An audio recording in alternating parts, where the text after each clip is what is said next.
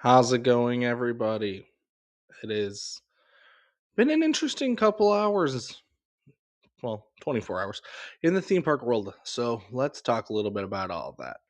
Um, the big news yesterday: ERP, Entertainment Properties Trust, based out of Kansas City, Missouri, bought 7 of the Six Flags parks for $331 million. What does this mean for those parks? What does this mean for the future? And why didn't we put a couple of dots together? I'm going to kind of try to do a quick bit of that. It might be long. We'll see what happens. So let's talk a little bit. So yesterday, we all kind of knew Six Flags was looking to sell off parks, trying to cut down that debt so that way they could put it into the big guns. Simple, makes sense. We're all not surprised. Most of the parks on this list aren't going to be shocking, but there is a few things that are interesting about all of this, uh, and kind of what to expect going forward from these parks and this company with the way they like to run their parks. So, the parks that were bought were, in no particular order, Worlds of Fun and Oceans of Fun here in Kansas City, Missouri, Six Flags St. Louis, Valley Fair in Minnesota, Michigan's Adventure, the Great Escape, and the attached water park, indoor water park resort, Schlitterbahn, Galveston, and Laurent in Montreal, Quebec, Canada. So, all of those parks don't sound shocking at all. We honestly could have connected the dots a little bit sooner there. And I'll explain that one in a minute. But let's talk a little bit about ERP and a little bit more about them. They are a real estate investment thing. They own a lot of different items. So they own some theme parks, they own some water parks and other stuff. So let's talk about the parks they've owned. They own Magic Springs in Arkansas. They own the Pacific Park in Santa Monica, California, the Santa Monica Boardwalk Pier. Wild Waves in Washington, which we all know unfortunately will be closing at the end of this year. Foreshadowing here. And two Six Flags properties already: Frontier City in Oklahoma City and Six Flags Darien Lake. They also operate and own a couple of the Six Flags Hurricane Harbors, including the one in Spring, Texas, Phoenix, Arizona, Oklahoma City, and Darien Lake expected, and Concord, California. On top of that, they also own some other smaller unknown water parks as well, some ski resorts, museums, and some eat and play locations, kind of like your Top Golfs or family entertainment centers. So that's an idea who just bought 7 parks. So, how does that all play into all this fun stuff? Um, if you look at it, they own a lot of different things. They don't really have their stamp in one particular footing. They're just in entertainment valued safe bets, let's call it. Where, you put the money up front, you keep putting a little dabble to get people to come back in the door, they'll keep spending the money. Sounds a lot like the Michigan's Adventure kind of idolatry with theme parks. So, um, that's that. I kind of I feel bad saying this as someone who lives in Kansas City and um has had Darien Lake as their home park and now Worlds of Fun, and now they're both under the same corporate umbrella still somehow. Um, I don't want to word it this way, but I'm going to. It came across last night in my head. I'm going to call this early retirement parks because using the track record ERP has with Darien Lake, these are the way they've invested in Darien Lake. The way I want to word it is they're like going to grandma's house. They're retired. They're letting the money come to them. They'll spend a little here and there to treat you, but going there gives you that warm, fuzzy feeling. You know you're going to get a little bit of joy, excitement.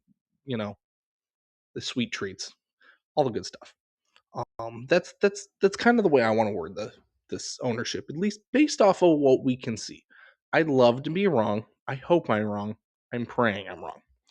That is the little bit of that. So we'll talk a bit about what Darien Lake's done with what they've done with Darien Lake and that in a minute. I just want to go over again some of the parks they already own and a couple bits of foreshadowing here. So they own Magic Springs in Arkansas, which we all know had a wooden coaster that closed, and that was their major coaster. So it's not promising. And Wild Waves is closing at the end of the season, and Santa Monica Pier is one of those places where you go, it's iconic. You don't really have to do anything. It brings the money in. Same, I guess, could be said about Oklahoma City and Darien Lake, which are still in the Six Flags chain, at least ran by Six Flags. Of these parks, Magic Springs is ran by Premier Parks, and we already know LaRon's going to be run by LaRon Properties, which, if I'm right, LaRon's has got its own little stuff where it's owned by the city kind of thing, so it doesn't surprise me that's spun into its own thing. But we all know Enchanted Parks will be the ones running these parks next year, going to do the day-to-day stuff, much like how Six Flags does the day-to-day for Frontier City and Darien Lake that ERP owns. I need to specify that because a lot of people, I don't think, put two and two together with that. So we don't know exactly how Enchanted's going to want to run it. ERP, now having a bigger portfolio, may want to put more money into these. They also may just want to let them bring in the money, sit back on it, and do the bare minimum. At least it's what they've kind of done with Darien Lake. I'm going to do the short version of using Darien Lake as a story on how ERP has kind of ran their parks. But since Darien Lake was originally a Six Flags park, was sold off in 2006, 2007, it's gone through, owned by one company, managed by another, basically the entire time since. I'm going to kind of do a quick version of what was added in timeframes and who ran it. So from 2007 to 2011, Darien Lake was owned by PARC management and ran by CNL Lifestyle, which saw the addition of Moto Coaster and several other water park enhancements. In 2011 through 2014, Hirschen, better known as the owners and operators of Silver Dollar City, managed it while PARC still owned it. That was when you saw probably some of the more significant stuff. They saw Blast Off being added, the drop tower. They saw area and improvements in themed lands, such as Rowdy's Ridge and the boardwalk sections. So a lot of cleaning up the Six Flags mess. So in between that, then after that, you had Premier Parks running it from 2014 to 2018. PARC still running the show. And during that, you saw Larson Looper added, you saw a mat racer added, the drop floor slides in the water park, and most notably, Tantrum in 2018, the park's last coaster, a Gerstlauer Eurofighter.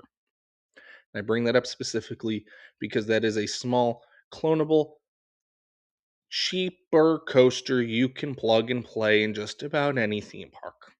And that is kind of a thought to have in mind, looking at the way these parks could be adding investments later. Now, after that, CNL sold it to ERP after the 2018 year, with Six Flags getting the management contract. And that's where it's been since. And it's kind of tough to get a true grasp how that would play out because part of those years were the COVID years. So in 2019, they added a Sky Screamer, a Star Flyer, excuse me. And then in 2020, they were supposed to add a water slide.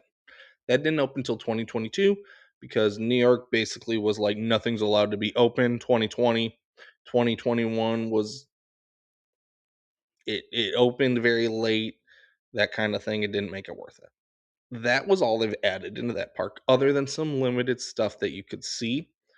And again, I don't know if this was more Six Flags trying to bring it up to, modern, fixing things that were simply wrong, like one train ops, one train for every ride. They were buying second trains. Um, they were repainting, repairing, minor reprofiling on some of the older rides. Mind Eraser got some track work in the loop, which is noticeable. I did notice it when they did it. And then, as we saw last year, Mind Eraser getting full paint job, some reprofiling, and the two new trains with the vest restraints.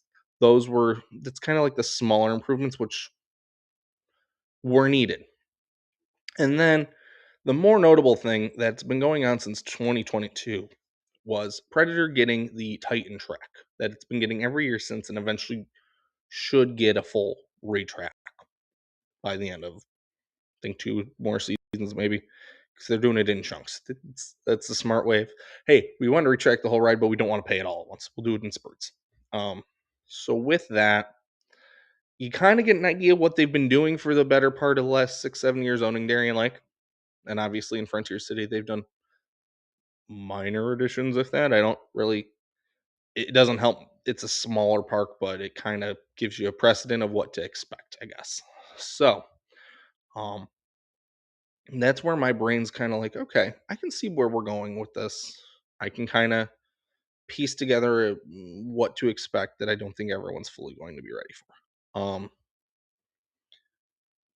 Let's talk a little bit about Enchanted Parks. They're going to be the ones doing the day to day stuff. So, like how Six Flags has to report to them for what they want to do to Darien Lake, and the two sides have to agree on how they're going to pay for it.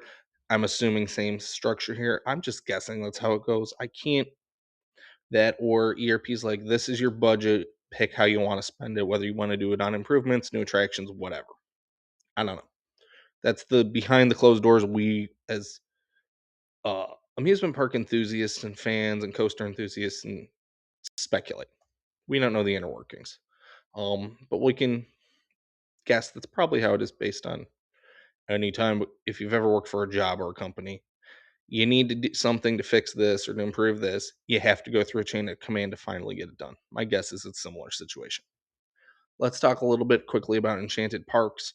They will be doing the day to days. They run two parks, Diggerland and Enchanted Forest, which I know nothing about Enchanted Forest. I know a little bit more about Diggerland, um, strictly because of it's showing up on some social media pages. So, Diggerland is a construction based theme park where you get to all the rides and stuff involve using heavy machinery.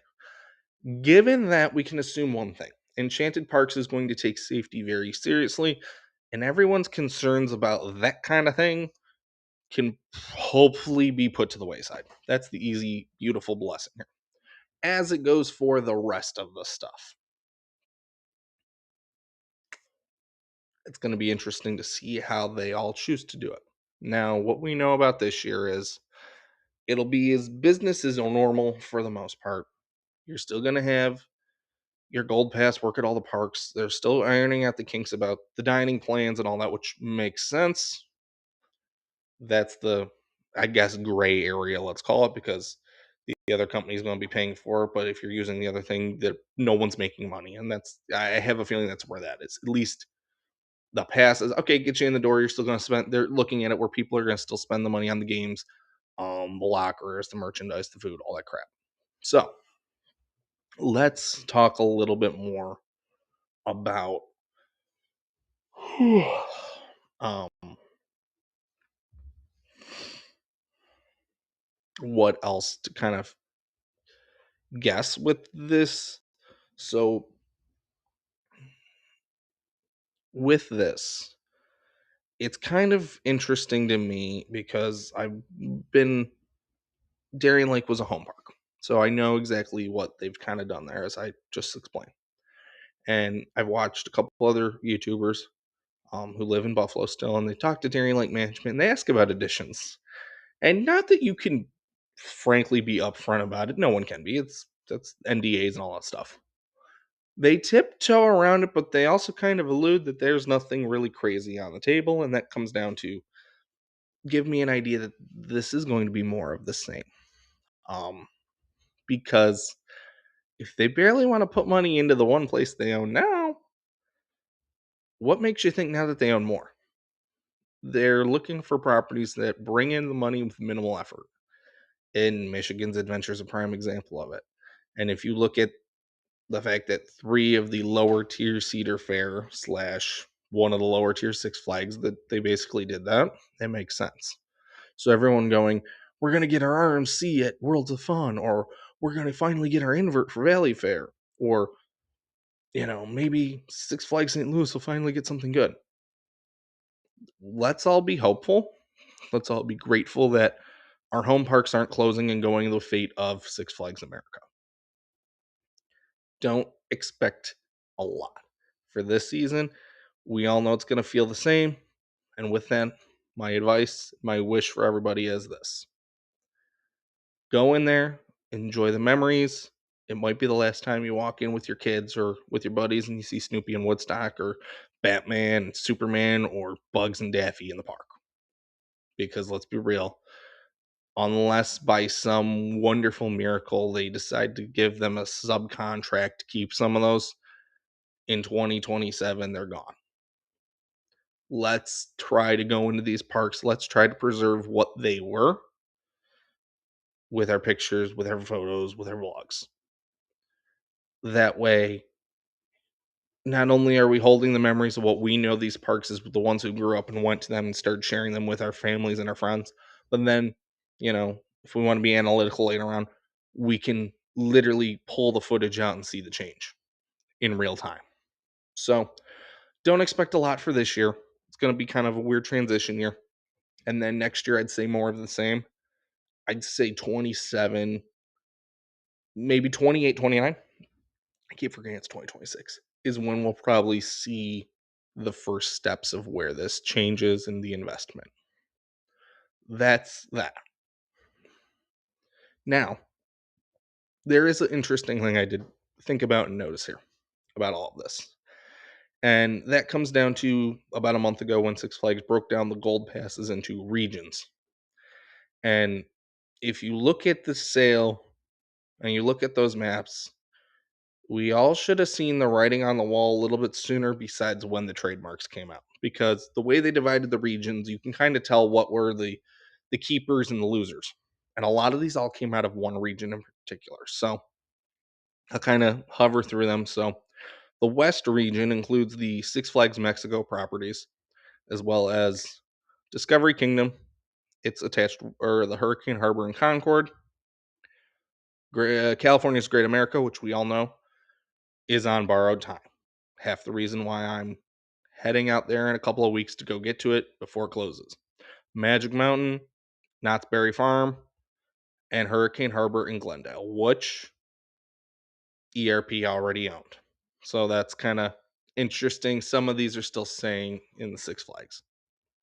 And then you have the Texas region, which has obviously over Texas, Fiesta Texas, the New Braunfels Schlitterbahn, which is staying, the Hurricane Harbor and Splashtown, which ERP already owned, Six Flags ran, the other Schlitterbahn that was sold in Galveston, which is closer to that, so kind of makes sense, and then Frontier City, and its water park, which ERP owns, Six Flags manages. Which again, there's still a lot of connected to all this, so I'm kind of intrigued. I feel like maybe Six Flags could have considered staying and running these, but also I feel like they owned them outright. That kind of would negate it, just make it look cheaper on the books, keep them in the name. We'll talk about the East region real quick. That one is the property Six Flags Over Georgia, Carowinds, Kings Dominion, Great Adventure, Six Flags New England, Dorney Park, which a lot of people were like, Dorney Park's going to be gone. And I thought about it and then looked at the map here. And I understand why they kept it. It's kind of like a feeder park because not only in that region of Philadelphia, Allentown, Harrisburg, you have Hershey, you have Knoebels, you have Dorney, you have all the smaller family parks that are now in the Hershen chain. You can also feed them to Great Adventure with the boardwalks. Makes a little bit of sense why they kind of kept that one. Still doesn't make a whole lot of sense, but I can put enough pieces together to make that one kind of make sense. And then one of the ones that are gone, the Great Escape in Queensbury, New York. But the region that lost the most was the Midwest. When you look at the heavy hitters in this region, it makes sense why these ones had to take the bullet. So we're going to talk about the ones that were gone first. So obviously, Laurent in Montreal, Quebec, Michigan's Adventure, Valley Fair, Six Flags St. Louis, and Worlds of Fun. Those ones are now gone out of this region. Yes, our passes still work. So you bet you're sorry, but I will be trying to hit as many of these while I have a get in free card. But if you look at the parks that they kept in this region, it is no surprise that these ones had to take the fall for the others to rise and have the money to build the big investments, because you could arguably, as much as everyone wants to say Magic Mountain was the Six Flags King bread and butter, it was. It is. And so is Great Adventure. But the Midwest region has the three biggest heavy hitters from the Legacy Cedar Fair, other than Knott's. And now it has the other big heavy hitter from Six Flags, which arguably outside of the California year rounds, you could call the top four in this chain easily. And that is Great Adventure in Illinois, Kings Island in Ohio, Cedar Point in Ohio, and Canada's Wonderland. The wild card in there is Darien Lake, still in this group. Again, it is an ERP property. Six Flags just manages it. That could be interesting to watch down the line too. So, when you think about the fact that those four big parks are in that area, and let's think about the investments those parks have gotten. Of those, three have gigas, and everyone's heard the rumors that Great America, Illinois, might get a giga. Okay. Cedar Point got two new coasters the last 3 years. Kings Island has always been adding something every year for the most part. Canada's Wonderland just got a major coaster and is the most visited seasonal amusement park in North America. It makes all too much sense to quote trim the fat in that area, because those four parks alone can carry the weight of that region. And it is a little perplexing for me for the fact that they didn't at least keep one of the two Missouri parks to kind of not let Hershen have a full foothold in the Missouri market, but that's a whole different kind of thing we can talk about. What I'm really intrigued with is, and hoping I'm wrong, is how ERP and Enchanted Parks manage these. ERP being based in Kansas City means if we're talking flagship parks, if we were to expect a park to have any bit of significant growth here, because ERP, like I just said, ERP is based in Kansas City, Missouri, I'd say it's Worlds of Fun. And I'm not trying to sound biased because it is technically my home park at this point. I'm saying that from they can keep tabs on it way closer and easier than the rest. I mean, the other thing is, if you think about it, most of their portfolio is closer now to them. I'd say St. Louis will probably get the cleanup, the TLC it needs.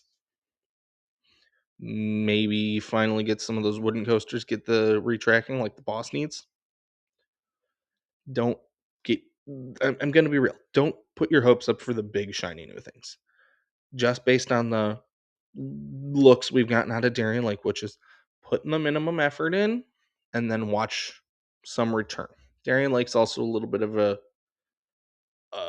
anomaly to a degree. And I only say that because it has a Live Nation concert venue attached, and I know for a fact, as a former Buffalonian, heart and soul still there. When there's a good show, everyone goes and spends the night out there, whether it's at the hotel or the campground, and usually goes to the park at some point, and that brings in money to the park. 110% that is a known fact if you live in that area. So that I can see why is you see a little bit of money creeped into Darien Lake, because you're going to get that. That's going to slowly bring the return. But we haven't seen an ERP property get that massive thing. So I would say you don't be surprised to see more like clone coasters or smaller scale coasters. So like Gerstlauer's, S&S free spins maybe, or I'm gonna leave New Age Vacoma in there. Vacoma, I think, still in the affordability market. So maybe Valley Fair does get a suspended coaster, and it's a New Age Vacoma. Maybe Worlds of Fun gets an RMC, but don't. Maybe it's an RMC iBox. Maybe it's the Raptor clone or a modified Raptor. Who knows? It'll be interesting to see. We have really. I'm trying to think of a way to not sound a certain way here, but we really don't know exactly what ERP wants to do with these. They could be, let's play it safe. Let's just put the money in that needs to keep them running, keep the lights on, keep people coming back, get positive feedback and reviews. I don't see them being overly aggressive, but also the last 4 or 5 years, the entire North American theme park market has shifted considerably. So, and I say that because we've seen Six Flags and Theater Fair merge. We've seen Herschend buy a bunch of parks. We've seen Six Flags close parks. We've seen them sell off parks. We've seen Universal build a multi-billion-dollar new theme park from the ground up. We've seen, the Disney fans are going to hate me for this, but the decline in the Disney name and product and value, and what realistically could be a sign here of, the consumer now sees value in more stuff. And if you're going to nickel and dime to try to make a quick buck, you will always, if your brand recognition is there, get people in the door through nostalgia, which any of these parks could still do. But if you don't value and continue to improve or keep the quality up to the standard you had, you're going to lose a small percentage, especially in a day and age where we're all kind of a little bit more cognizant of how we want to spend our money. We want to go and enjoy our day with our families or our season passes. We want the best value for what we're getting. And that's the question with ERP and Enchanted Parks when it comes to this, is what they want to do and how they're going to not only keep, and I say this in an operations minded from some past jobs, keep the shareholders happy, keep the return on investment, because now with them and Enchanted Parks, they kind of are the number three now.